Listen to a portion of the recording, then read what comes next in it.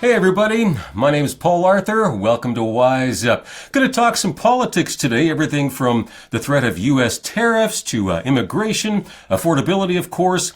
And today's guest has a lot of things to say on these issues, and he's not shy. He's pretty outspoken. Maxime Bernier, leader of the PPC, People's Party of Canada, their website, peoplespartyofcanada.ca. So good to have you with us, Maxime.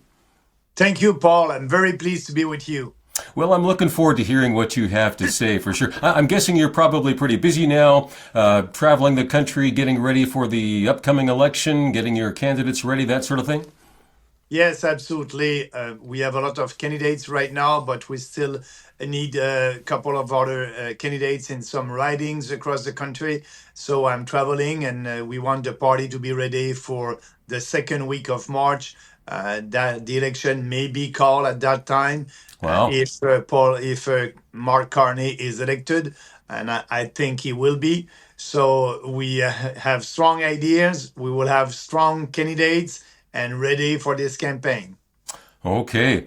Well, let's dive right into some of the stuff that everybody's talking about over the last number of weeks, and that's the threat of U.S. tariffs, of course. I mean, very interesting. You don't believe the same way most of the other federal liberal leaders do, or leaders do, period. You don't think that retaliation is the best approach. So how do you see it? How would you respond? Yes, you're right about that.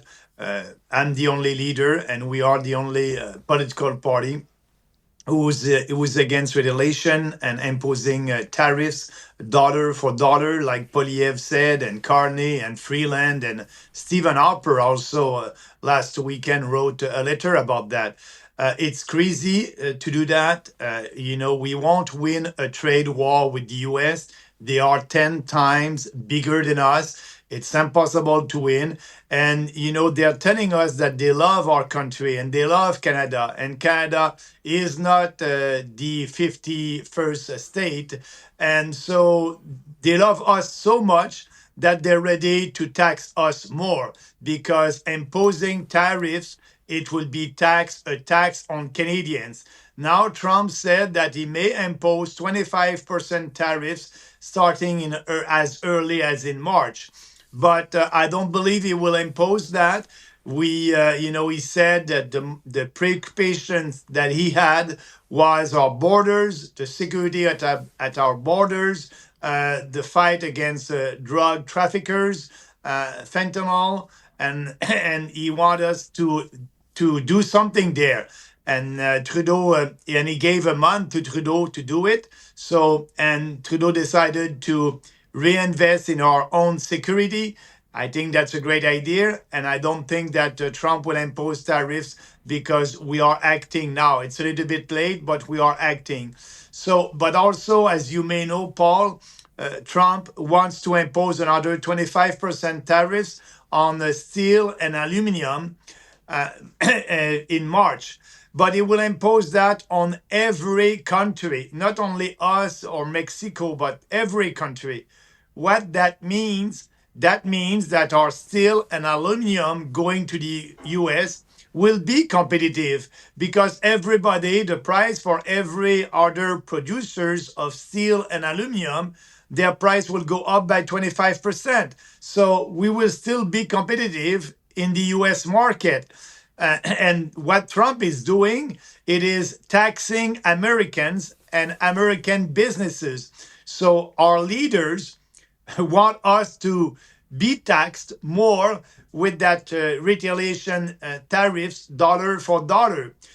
What Trump said, he said, and also his Secretary of State said it a couple of days ago, that for them, they want to reopen the free trade agreement that we have with US and Mexico. It's supposed to be reopened in 2026, but they want the negotiation, the reopening of that free trade agreement right now. So that's the solution. When you did ask what is our position, to go and say to Trump, okay, we are ready to reopen the free trade agreement right now, and everything will be on the table. Let's have a negotiation. But what these establishment leaders want is to have a trade war and to impose and tax more Canadians. So it won't work. It will hurt everybody.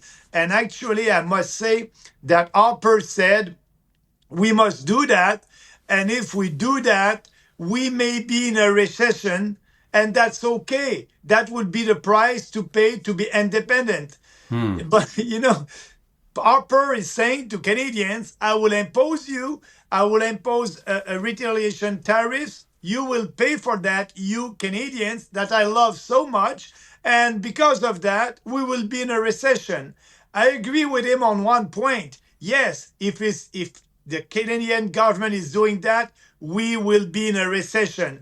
So Okay. the only thing to do is to stop all that, going at the table, having a new deal with Trump, and all that won't happen. Well, that's very So interesting. I mean, I think you take a political risk, of course, by saying you're not going to retaliate, because I think every Canadian leader federally wants to look strong, standing up to Trump. But you have a very good point in the sense that they're 10 times bigger. So you're right. I mean, we can't win a trade war, and it will affect both countries.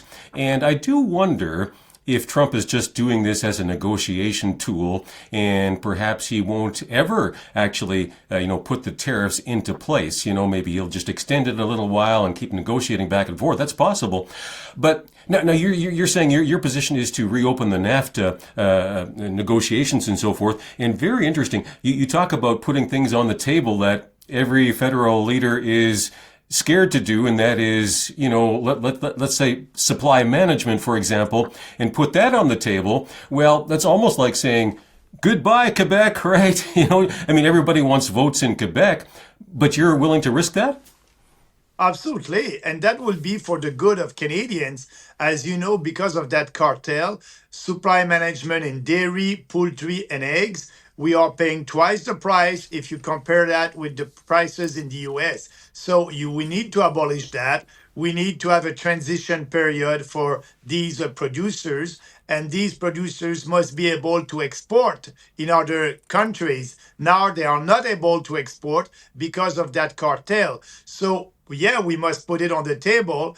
And actually, you're right. I said that 10 years ago. That would be good for Canadians. That would be good for the US. But actually, Trump said it. And he did tweet about that what he doesn't like about our free trade agreement, it's the cartel in dairy, poultry, and eggs. That must be on the table. We can have a deal with him. And so that would be important to have a deal with him for the Canadian economy and for the benefit of the whole Canadian economy. We need to put that on the table. And also, Trump said the auto pack, the automobile industry in Ontario. Put all that on the table, and we'll be able to have a good deal for the US and for us. But you're absolutely right. These establishment leaders, Polyev and Carney, they are telling our dairy producers, we won't put that on the table. We will protect you. By doing that, they're not helping other industries and our economy in Canada, and they're not helping Canadian consumers. So that's the only thing that we must do if we want to have a deal, and that would be good for us, like I said before. Well, what about what's the feedback from Quebec? Quebecers, what are they saying to you when you travel, when you speak, you do interviews like this? What kind of feedback are they giving you? Are they going to give you any support on that? Because that's a pretty precious thing in Quebec, right? Yeah, yes, absolutely. Actually, I did announce last week that I will run at the next general election in my former riding in Beauce. Beauce is about an hour by car south of Quebec City.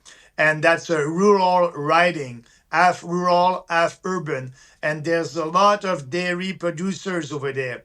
And when I did my press conference, and I said to the dairy producers, let's work together. I will be honest with you. We need to put the cartel on the table to be able to have a good deal, and I will be there with you to start having a discussion about a just compensation that the federal government must give you to abolish the quotas and the cartel. And I can tell you, some dairy producers came to me after my press conference and said, Maxime, you are right. Time is running, and that would be good for the economy in both in Quebec and in Canada to put that on the table to be able to have a deal. So they're ready, and now they want to have a discussion about what will be their compensation for the abolition of that cartel. And I told them, all these other politicians, when they are saying that they will protect you, they're lying to you because they can't